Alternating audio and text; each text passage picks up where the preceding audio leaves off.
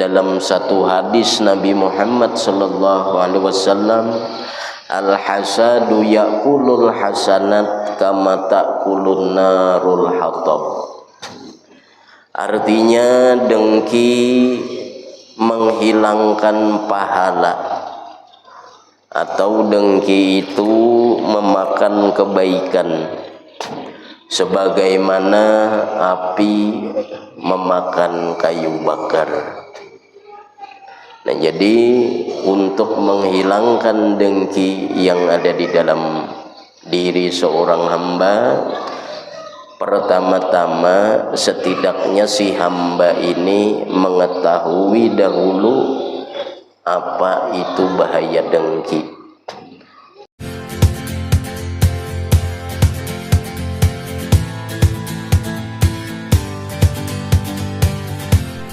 Bismillahirrahmanirrahim. Alhamdulillahi rabbil alamin. Wassalatu wassalamu ala asyrafil anbiya wal mursalin Sayyidina wa maulana Muhammadin wa ala alihi wa sahbihi ajma'in, amma ba'd. Qala musannif rahimahullah wa nafa'ana bihi wa bi'ulumihi fid dharaini amin. Pasal ke-13 pada sifat dengki. Minggu telah lewat masih membahas tentang sifat yang tercela, yaitu sifat hasad atau dengki.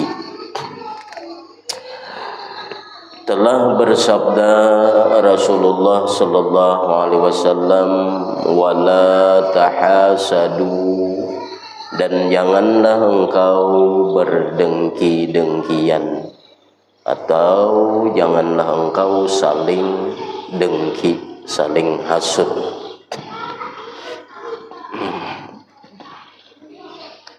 Adalah arti dengki ialah mencita-cita agar nikmat yang didapat seseorang itu hilang, atau tidak senang hati melihat orang lain beroleh nikmat.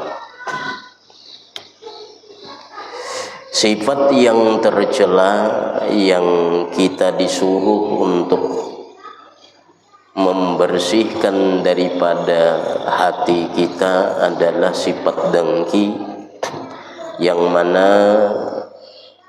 sifat dengki ini sangat tercela apabila ada di dalam diri seorang hamba. Wahai orang yang hendak menuju Allah, Allah telah melarang engkau dengki hati. Jadi dengki ini letaknya ada di dalam hati atau penyakit batin. Karena dengki itu akan menimbulkan banyak kerusakan. Sebagiannya ialah menyebabkan kotor hati. Terkadang terjadi pula perkelahian dan yang merugikan ialah seperti dalam satu hadis Nabi Muhammad sallallahu alaihi wasallam, al-hasadu ya'kulul hasanat kama ta'kulun narul hatab. Artinya dengki menghilangkan pahala, atau dengki itu memakan kebaikan sebagaimana api memakan kayu bakar. Nah, jadi untuk menghilangkan dengki yang ada di dalam diri seorang hamba, pertama-tama setidaknya si hamba ini mengetahui dahulu apa itu bahaya dengki.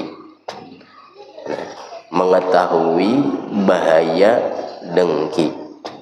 Nah, bahaya dengki ini banyak. Salah satunya disebutkan di sini menyebabkan hati kotor, Padahal nilai seorang mukmin di hadapan Tuhannya adalah hati yang bersih. Orang-orang yang selamat nantinya di hadapan Allah, illa man atallah biqalbin salim, orang yang mendatangi Allah dengan hati yang selamat. Nah, jadi modal seorang mukmin itulah adalah hati yang bersih. Sementara dengki salah satu penyebab kotornya hati. Yang kedua, dengki diantara lain lagi bisa membuat pertikaian, perkelahian, atau membuat hancurnya hubungan baik satu keluarga atau satu kampung atau satu wilayah, membuat rusaknya hubungan. Yang lebih berbahaya lagi, dengki ini memakan kebaikan sebagaimana api memakan terhadap kayu bakar. Orang dengki amalnya tidak akan diangkat sampai ke langit. Orang dengki amalnya habis dimakan kedengkiannya, sebagaimana api memakan kayu bakar. Seorang hamba mulai beramal, tahajud mulai dikerjakannya, berakar, akhirnya dia rajin tahajudnya bernilai, baca Quran rajin, baca Qurannya bagus, baca Qurannya bernilai, kemudian zikirnya bagus, zikirnya bernilai. Ketika dia di dalam hatinya ada sifat dengki, ada hasad, maka kebaikan yang bernilai tadi menjadi habis. Nah, inilah alasan yang kuat kenapa kita harus menghilangkan sifat dengki. Inilah alasan yang kuat kenapa sifat dengki itu jangan pernah ada di dalam hati kita. Karena amal kita menjadi sia-sia. Puasa sunnah rajin, tahajud qiyamul lail rajin, bersedekah rajin, baca Quran rajin, berbagai macam kebaikan dia lakukan, terbakar dengan sifat dengki yang ada di dalam hatinya. Apa itu pengertian dengki? Semalam ada di dalam hati menginginkan hilangnya nikmat daripada orang lain. Bila di hati tidak senang orang lain mendapat nikmat atau berniat ingin menghilangkannya, maka seluruh amal akan dimakan oleh itu dengki. Kada bernilai lagi, sembahyang sunat kada bernilai lagi, habis. Nah, bagaimana cara untuk lebih cepat menghilangkan bahkan menghindari daripada sifat dengki, yaitu dengan bertauhid kepada Allah. Dengan bertauhid, mengesahkan Allah dan meyakini Allah memiliki sifat kudrat, iradat, ilmu, hayat, sama, basar, kalam. Dia mengetikadkan di dalam hatinya bahwa Allah bersifat kudrat, kuasa. Artinya Allah Ta'ala mampu untuk melakukan apapun. Innallaha ala kulli syai'in qadir. Allah Ta'ala maha kuasa atas tiap-tiap sesuatu. Nah, lawan daripada sifat kudrat ini adalah ajas atau lemah. Nah, kita tahu setiap pemberian nikmat itu tidak sunyi daripada kekuasaan daripada Allah Ta'ala. Tidak ada satupun makhluk yang mampu memberi nikmat kepada orang lain. Tiada satupun makhluk bisa memberi nikmat kepada dirinya. Pertama, dia meyakini satu-satunya orang yang kuasa memberi nikmat itu adalah Allah. Artinya Allah bersifat kudrat. Nah, sesudah sifat kudrat, di dalam hati kita ingat Allah memiliki sifat iradat yang maha berkehendak. Di dalam Al-Quran disebutkan fa'alun lima yurid. Allah berbuat dengan apa yang dia kehendaki. Wajib Allah Ta'ala bersifat iradat. Mustahil Allah Ta'ala bersifat karahah atau dipaksa.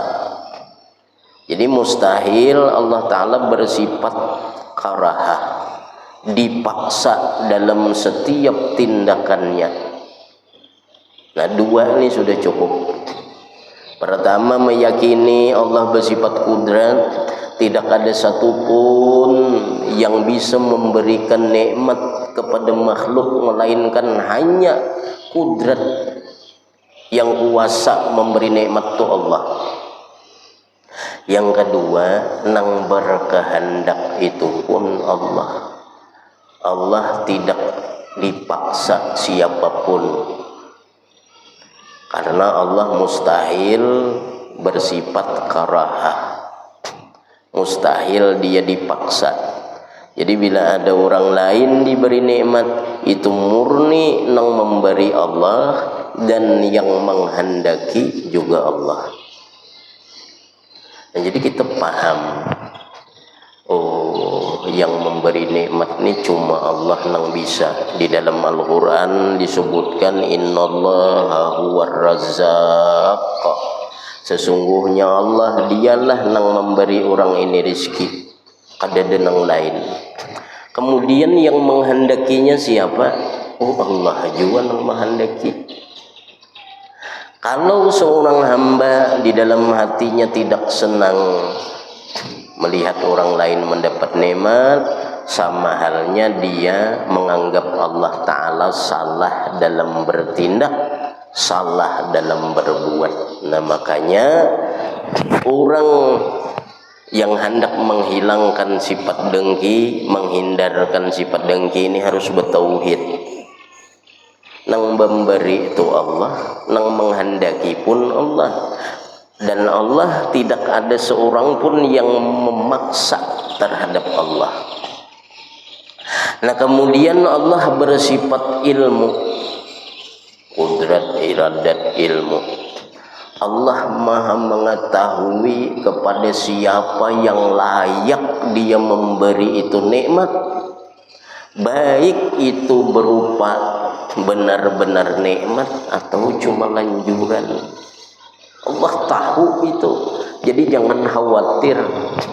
Allah kada bakalan luput, kada bakalan salah dalam bertindak. Karena Allah bersifat ilmu, dia maha mengetahui apakah orang ini layak diberi atau kada. Apakah yang diberinya ini berupa memang nikmat ataukah lanjuran. Jadi kita kada perlu umpat mengurusi urusan Allah. Tidak perlu ikut-ikutan dalam mengurusi Allah Ta'ala dalam hal membagi nikmat. Jadi hilang sifat dengki di dalam hati. Orang dapat nikmat sudah, pertama kudrat Allah. Tidak ada satupun yang kau memberi nikmat. Biar sedunia menghalangi kalau Allah hendak memberi. Allahumma la mani'a lima a'taita wa la mu'tiya lima mana'ta Allahumma la mani'a lima a'taita. Tidak ada yang bisa menegah bagi bagi siapa yang hendak engkau beri. Wala mu'tiya lima mana'ta, dan tidak ada yang bisa memberi bagi orang yang engkau tegah. Mun Allah nang memberi, kada ada siapapun engkau menghalangi. Sebaliknya kalau Allah hendak menghalangi, siapapun memberi kada mampu. Berarti kudrat. Kemudian tadi iradat Allah ulang kehendaknya. Yu'ti mayyasha, dia memberi kepada siapa yang dia kehendaki. Kemudian dia bersifat ilmu, tahu siapa yang layak dan untuk apanya memberi. Berarti kada perlu kita mengurusi lagi ini, hilang sifat dengki dalam diri kita sudah. Urusan Tuhan itu.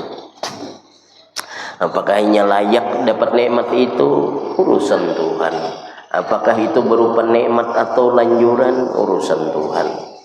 Nah, apabila kita dengki menghendaki hilang nikmat dari orang lain, maka kitalah yang bakal kehilangan daripada kebaikan-kebaikan kita. Hasad yaqulul hasanat kama ta'kulun narul hatab. Dengki memakan kebaikan sebagaimana api memakan kayu bakar. Bagaimana tidak memakan kebaikan? Orang dengki dianggap tidak bertauhid. Dianggap tidak bertauhid karena dia seolah-olah menentang Allah Ta'ala terang-terangan. Seolah-olah dia menganggap keputusan Allah Ta'ala itu salah. Coba kita bisi murid banyak 10. Lalu kita nih pertimbangan kita seorang guru, si murid nang satu ini layak kita beri hadiah karena dia pintar, rajin, kemudian taat dengan kita. Lalu kita beri dia hadiah. Namun ada murid nang lain menentang kita, kada setuju. Nah, kayak apa perasaan kita? Seolah-olah menganggap kita sebagai guru ini salah dalam bertindak. Nah, kayak itu juga. Seperti itu juga makhluk ketika menganggap orang lain ini kada pantas mendapat nikmat, sehingga di hatinya hendak menghilangkan nikmat orang lain tersebut, pada hakikatnya dia menganggap Allah Ta'ala salah dalam bertindak. Makanya amal kebaikannya terhapus. Tahajud tengah malam, puasa di siangnya, baca Quran rajin, berzikir rajin, istighfar, terhapus dengan sebab dengki. Yang mana nang menyebabkan terbakarnya amal tadi itu urusan hatinya menentang dengan Tuhan. Beda dengan dosa yang lain. Ini berdusta misal, berdusta, dosa tapi kada membakar amal kebaikan yang lain, kada. Ini berdusta. Dusta merupakan dosa tapi tidak membakar amal kebaikan.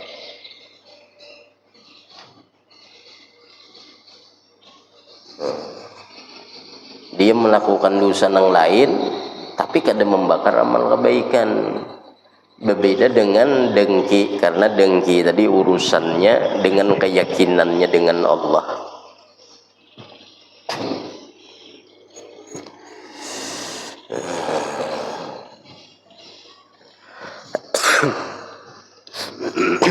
Dalam Al-Quran telah diceritakan hal dua orang putra Nabi Adam alaihi salam, Qabil dan Habil. Dan demikian pula orang-orang Yahudi yang dengki kepada Nabi Muhammad hingga mereka tidak mau percaya kepadanya. Di dalam Al-Quran diceritakan tentang Qabil dan Habil yang berujung pada pembunuhan. Qabil terhadap Habil dikarenakan sifat dengki. Dikarenakan sifat dengki, dan ini ceritanya sudah masyhur. Ceritanya masyhur. Nabi Adam punya anak, kemudian digawinkan. Nah, kemudian disuruh berkurban keduanya ini. Namun kurban yang diterima kurban si Habil. Sebagai bukti mana yang benar, Nabi Adam menyuruh kedua anaknya untuk berkurban. Lalu kurbannya tuh ditaruh di atas bukit. Nanti turun api dari langit mengambil. Nang mana diambil oleh api, itulah nang diterima kurbannya. Dan ternyata kurban yang diterima adalah kurbannya si Habil. Adapun si Qabil ini berkurban dengan tumbuhan. Dia pilihin yang rusak kurbannya, sisa-sisa. Kalau Habil dia persiapkan kurban binatang ternak yang gemuk, kemudian didandani. Makanya ada istilah kita biasa berkurban tuh dibersihi, dipupur-pupuri, itu adat. Kenapa? Karena di zaman dahulu ketika Habil hendak berkurban, Habil tuh dibersihinya, dimandiinya kurbannya, dihias-hiasinya, dan itu terjadilah kepada kita juga.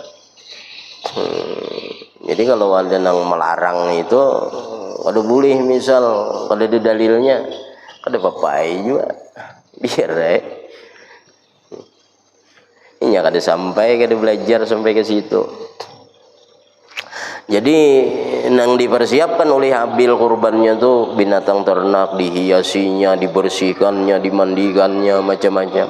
Akhirnya diterima dan berujung akhirnya pada pembunuhan. Nah, ini baca aja seorang kisahnya tentang Qabil dan Habil itu. Penyebabnya dengki, sehingga Qabil membunuh si Habil. Nah, kemudian lagi tentang kedengkian orang-orang Yahudi kepada Nabi Shallallahu Alaihi Wasallam.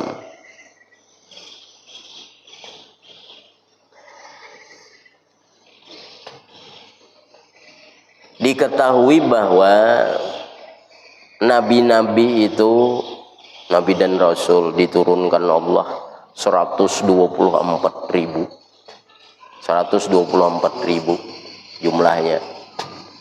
Tapi sebahagian besar itu adalah dari golongan Bani Israel.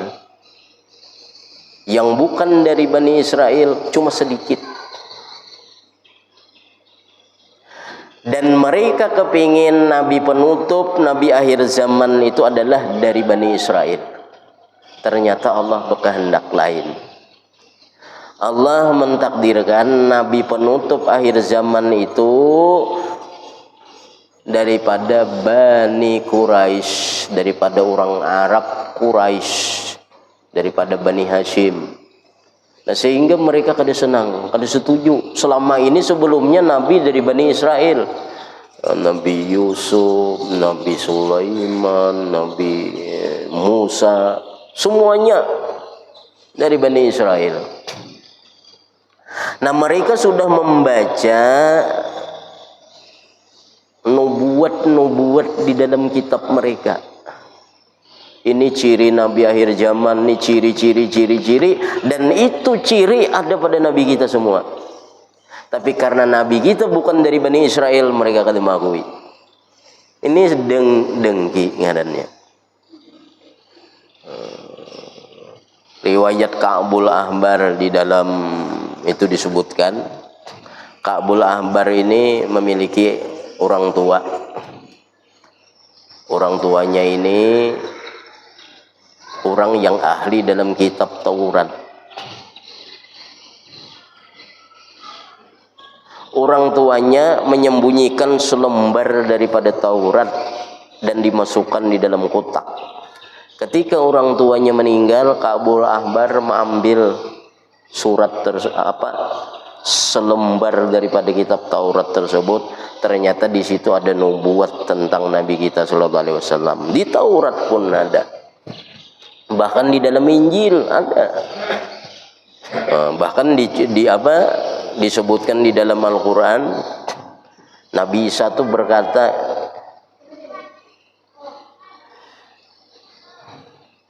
qala Isa ibn Maryam inni rasulullah ilaikum musaddiqan lima bayna yadayya minat taurat wa mubasyiran bir rasul ya'ti min ba'di ismuhu Ahmad. Nabi Isa berkata demikian. Ujian Nabi Isa, ya Bani Israel, inni rasulullah ilaikum, aku ini adalah rasul Allah kepada kalian wahai Bani Israel. Musaddiqan lima baina yadayya minat taurat. Aku, ujar Nabi Isa, membenarkan dengan apa yang ada di hadapanku daripada Tauratnya Nabi Musa. Ujar Nabi Isa, aku ini utusan Allah dan aku membenarkan Taurat yang dibawa Nabi Musa. Namun apa kata Nabi Isa sesudah itu? Wa mubasyiran bir rasul ya'ti min ba'di ismuhu Ahmad, dan aku menghabarkan gembira dengan kedatangan seorang rasul nanti sesudah aku, ismuhu Ahmad, namanya Ahmad. Jadi Nabi Isa pun menghabarkan. Cuma karena bukan daripada Bani Israel, mereka dengki, seolah-olah ini satu kejatuhan bagi mereka. Nah, jadi biasanya dengki itu disebabkan inya merasa kalah, merasa jatuh, merasa terhina, merasa tersinggung, baik dalam urusan pangkat. Ini biasanya menyebabkan dengki itu. Contoh, jadi biasanya dengki itu sesama daripada derajat atau golongan atau profesi, kebanyakan. Dan dengki ini bukan hanya kepada orang biasa. Dengki ini bisa terjadi kepada para pejabat, kepada para raja, kepada para ulama, kepada para pedagang, para petani. Setiap orang berpotensi untuk dengki. Penyebabnya biasanya merasa kalah, merasa nikmat dia diambil oleh orang. Dengki ini bukan hanya bisa menyebabkan masalah kecil, bahkan sampai terjadi membunuh gara-gara dengki. Bisa gara-gara dengki ini akhirnya memfitnah, bisa gara-gara dengki ini menggibah, gara-gara dengki ini bisa membunuh. Di zaman Imam Syafi'i rahimahullah,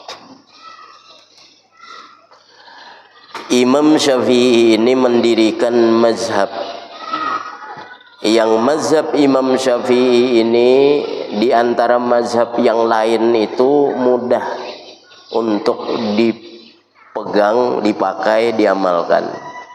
Sebelum ada mazhab Imam Syafi'i ini ada Ashabur Ra'yi, mazhabnya Imam Hanafi,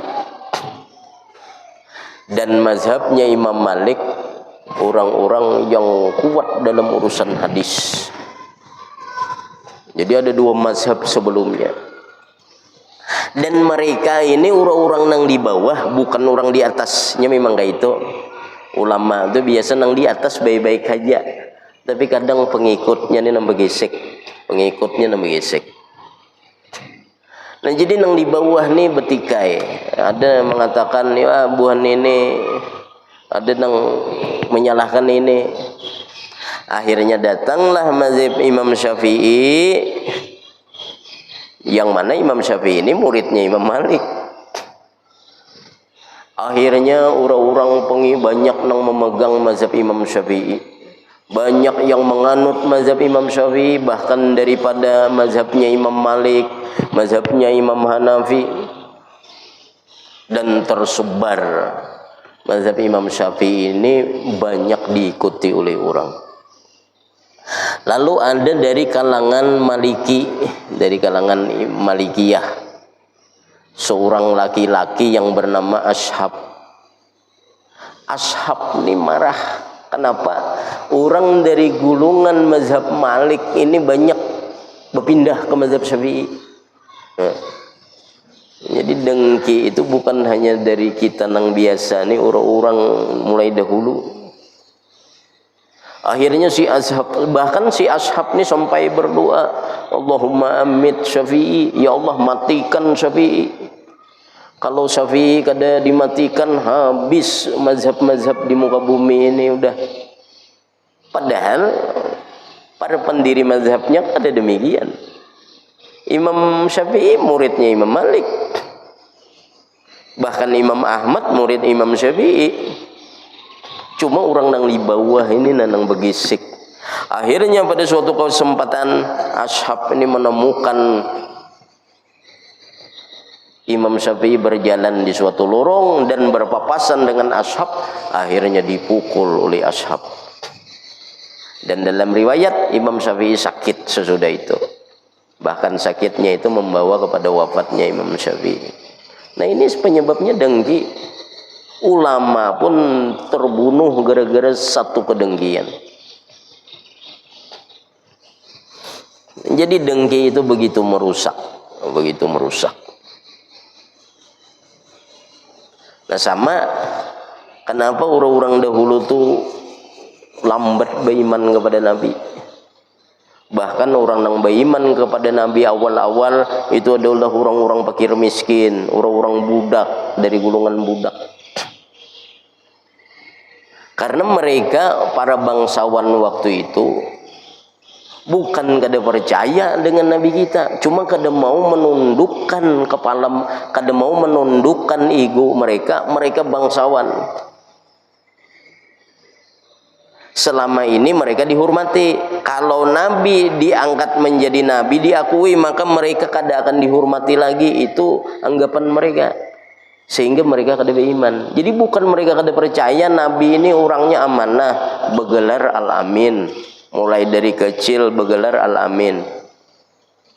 Bahkan dalam satu riwayat, orang-orang waktu itu berdebat dalam urusan meletakkan Hajar Aswad ketika Ka'bah itu dibangun, Ka'bah diperbaiki. Orang-orang berdebat. Satu kabilah kayak berkeinginan merekalah yang meletakkan Hajar Aswad. Satu kabilah nang lain, kami nang pantas. Kabilah nang lain, kami nang layak meletakkan Hajar Aswad ke tempatnya. Lalu orang bersepakat siapa nang paling cocok, siapa nang paling jujur, siapa nang paling adil di sini. Mereka sepakat memilih Nabi kita. Ini sebelum Nabi kita menjadi Nabi. Begitu dipercayainya Nabi kita. Bahkan ketika Nabi kita hijrah ke Madinah, barang titipan orang-orang kafir Quraisy masih ada di rumah Nabi. Mereka kada percaya Nabi ini sebagai Nabi, tapi mereka tetap menganggap Nabi amanah untuk dititipi barang. Sehingga Nabi menyuruh Sayyidina Ali mengurus urusan barang ini. Ketika aku berangkat hijrah dengan Abu Bakar, ini barang-barang mereka ini engkau jaga dan kembalikan kepada mereka. Mereka kada percaya Nabi kita Nabi, tapi urusan betitip barang, betitip amanah, mereka masih menyuruh Nabi kita, mempercayai Nabi kita. Nah, jadi mereka itu kada beriman bukan karena Nabi kita ini kada meyakinkan dalam berdakwah, kada. Tapi karena mereka dengki, takut mereka ini kehilangan kehormatan. Abu Jahal,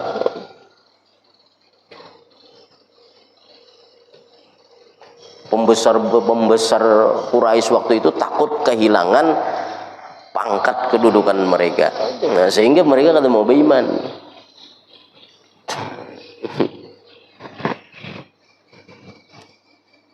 Nah kayak itu juga tadi orang kafir, orang Yahudi. Bukan mereka kada tahu nubuat itu ada pada Nabi kita, cuma takut rap-rap Yahudi ini kada dipakai lagi.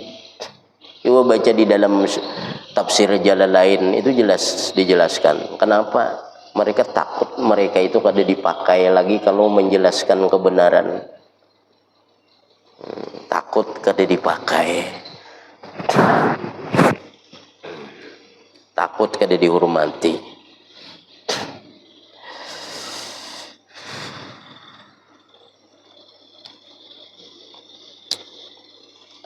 Dan demikian pula orang-orang Yahudi yang dengki kepada Nabi Muhammad hingga mereka tidak mau percaya kepadanya. Maka apabila engkau melihat seseorang yang beroleh nikmat, apabila engkau melihat orang mendapat nikmat, maka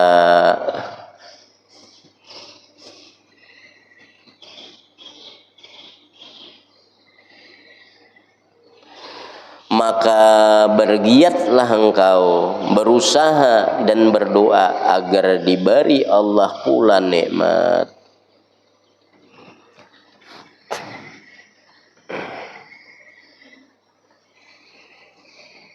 Dalam riwayat Nabi Khidir dengan Nabi Ilyas itu kalau berpisah mereka berdua nih, kalau ketemu karena berpisah, mereka tuh ada membaca 4 kalimat.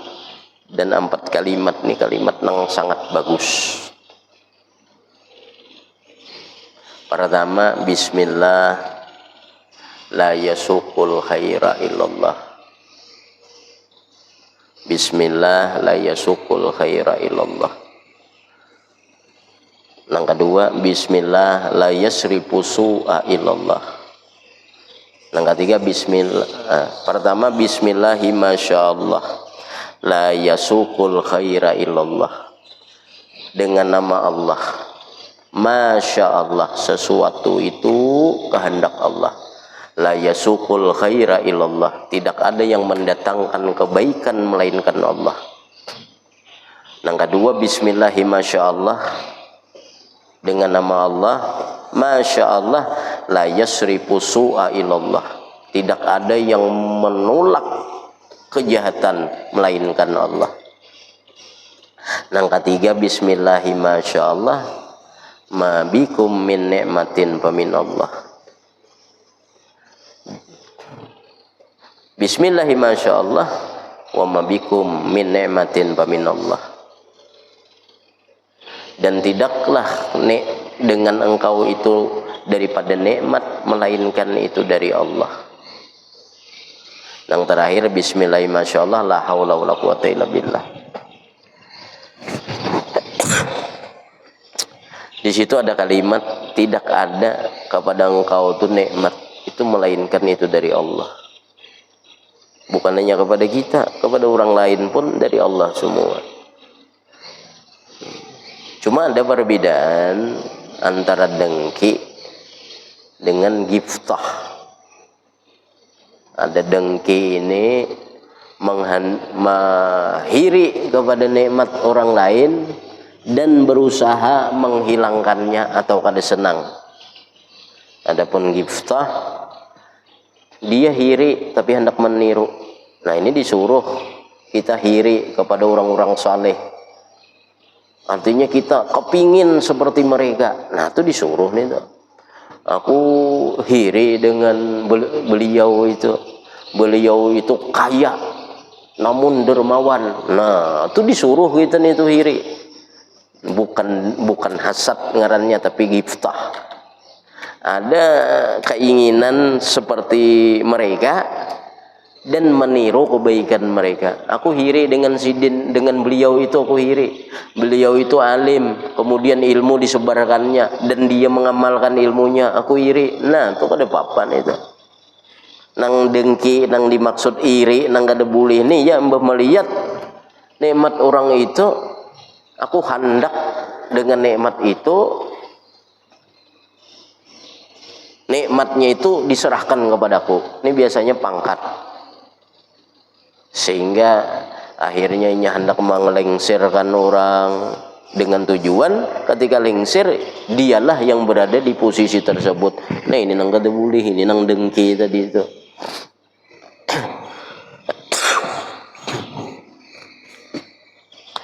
Nah, itu bahaya daripada dengki. Kemudian pasal ke-15 keberapa nih?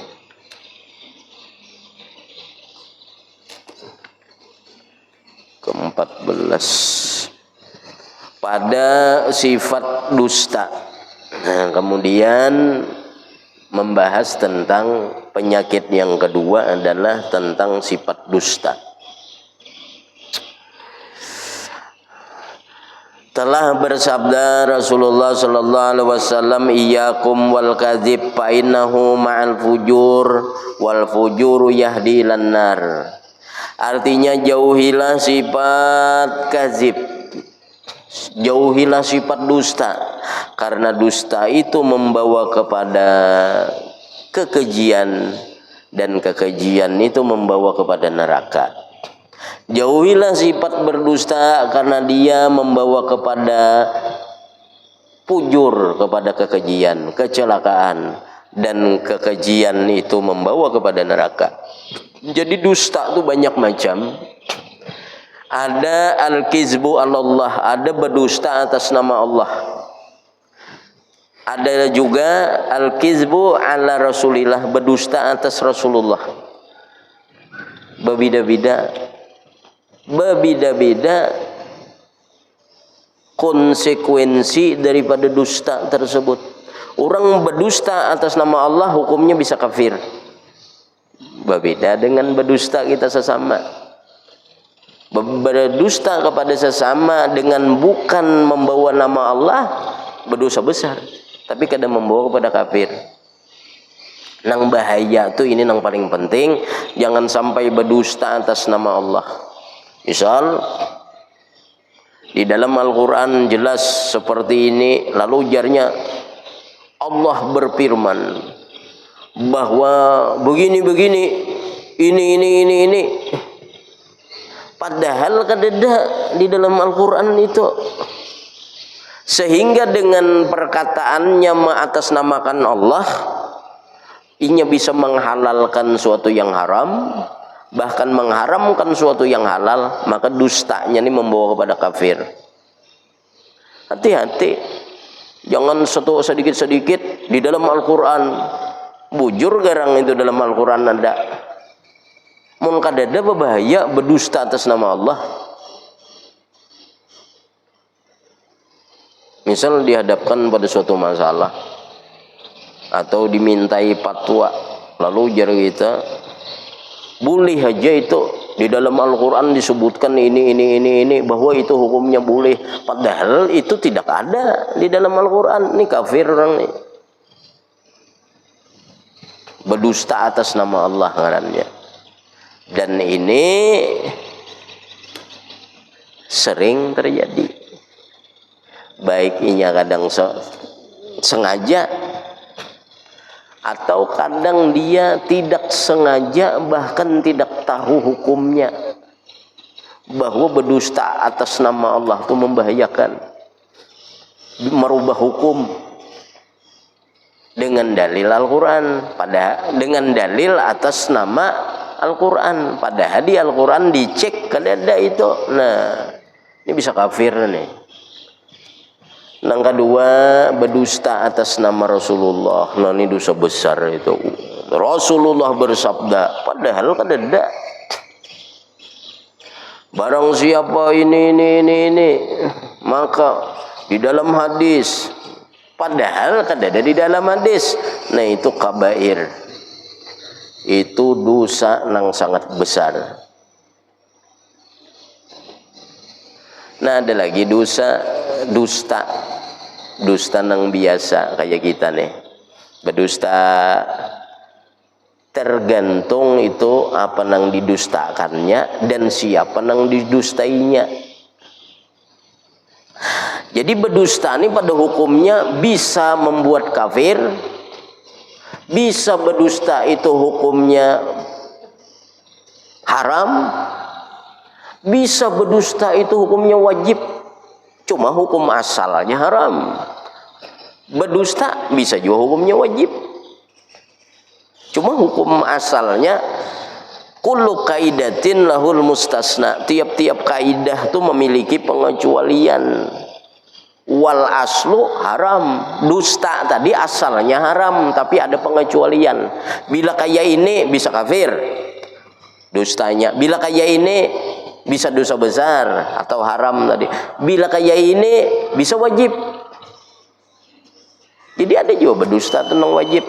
Misal berdusta melindungi agar orang lain terselamat daripada dianiaya, itu wajib. Ada orang hendak dibunuh orang. Orang ini kada bersalah, dikejar orang hendak dibunuh. Lalunya bersembunyi di rumah kita. Orang datang mencari, wajib kita mendustakan bahwa orang ini kada ada di rumah kita. Karena bila kita jujur di situ, orang ini dibunuh orang.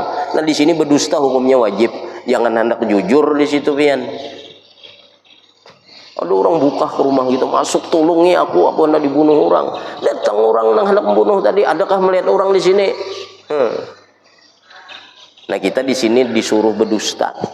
Tapi meskipun disuruh berdusta, kita disuruh dengan cara seolah-olah kada berdusta. Diulahakan ngarannya tauriyah. Diulahakan bahasa seolah-olah kita kada berdusta. Contoh, nah ini orang-orang dahulu mencontohkan kayak ini. Kita bergisir sedikit pada tempat kita. Ujar kita, selawas aku di sini, aku kada ada melihat. Ya, selawas di sini, selawas pindah. Misal kita di sini, nah kita melihat di sini tadi, orang ini masuk bersembunyi. Adakah orang di sini tadi lewat sini? Namun kita padahi dibunuh orang nih. Supaya kita kada berdusta, bergeser kita sedikit. Selawas aku di sini kada ada melihat, Bang. Nah, jadi berdustanya pun disuruh berdusta dengan tauriyah. Sakira seolah-olah kada berdusta. Tapi ini hukumnya wajib. Ada juga yang berdusta nih hukumnya sunnah. Berdusta untuk mendamaikan suatu kaum, mendamaikan. Amun kada berdusta, kita nih bakal mereka bertikai. Jadi kita datang ke sana, uji kita si buhan sana tuh tadi hendak benar berdamai wan buhan ikam nih. Buhannya tuh merasa salah, merasa buannya tuh merasa kebaikan buan ikam nih banyak benar wan buannya. Karena ke situ kau itu pulang. Nah itu boleh aja nih tak. Bahkan berdusta itu ada juga yang makruh, tergantung dustanya tak. Berdusta yang makruh itu mendustai bini. Makanan kada nyaman, nah jabini nyaman lah. Padahal kan kada nyaman, pajang kada bermasak lagi nya kena. Uja kita, nyaman benar. Nah itu berdusta juga kalau. Tapi itu makruh aja nih tak. Sadang lah uyahnya sadang lah, padahal masin benar nih. Lalu jaran nang laki, sadang benar nyaman benar nih kayak berdusta juga ngarannya. Tapi berdusta di sini cuma makruh untuk menyenangkan hati bini aja. Maka binian nih ketujuhnya didustai kayak itu tuh ketujuh benarnya. Berdusta juga, tapi hanya sampai batasan makruh. Cuma tadi dusta itu asalnya hukumnya haram. Tergantung keadaan karena berubahlah hukum. Bahkan sampai kepada kafir tadi kalau kita fatalnya sampai kepada kafir. Jadi hukum itu apa? Ada fleksibel.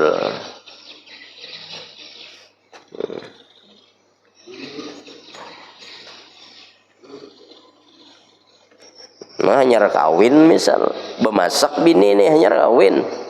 Padahal kan kada nyaman nih bisa berkelahian semalaman. Bisa berkelahian. Kita padahal kan nyaman meskipun berdusta, tapi makruh aja kada sampai haram. Tujuannya apa? Menyenangkan. Sampai ya. Al-Fatihah. Ya Allah.